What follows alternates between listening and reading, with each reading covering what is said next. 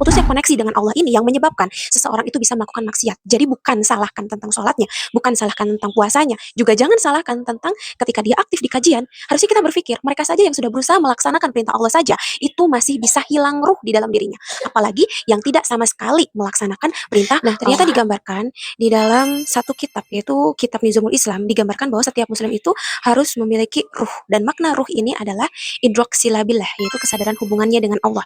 Nah, maka ketika ada kesadaran hubungan dengan Allah, maka harusnya tidak menjadikan seseorang muslim itu saat dia sholat, ketika dia melaksanakan puasa, ketika dia membaca Quran, justru dia merasa hampa. Itu harusnya tidak. Kenapa? Karena ada konektivitas antara dirinya dengan Allah saat dia melakukan ibadah dan dia sadar dia melakukannya semata-mata karena Allah, itu tidak akan ada kehampaan di dalamnya.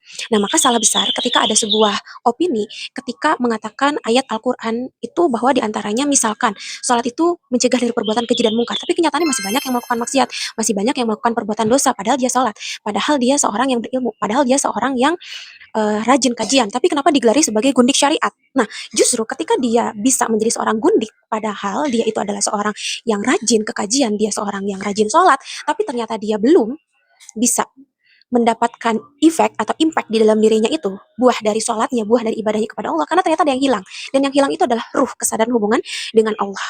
Jadi ada yang terputus antara koneksi dirinya dengan Allah. Nah, maka terputusnya koneksi dengan Allah ini yang menyebabkan seseorang itu bisa melakukan maksiat. Jadi bukan salahkan tentang sholatnya, bukan salahkan tentang puasanya, juga jangan salahkan tentang ketika dia aktif di kajian. Harusnya kita berpikir, mereka saja yang sudah berusaha melaksanakan perintah Allah saja, itu masih bisa hilang ruh di dalam dirinya. Apalagi yang tidak sama sekali melaksanakan perintah Allah.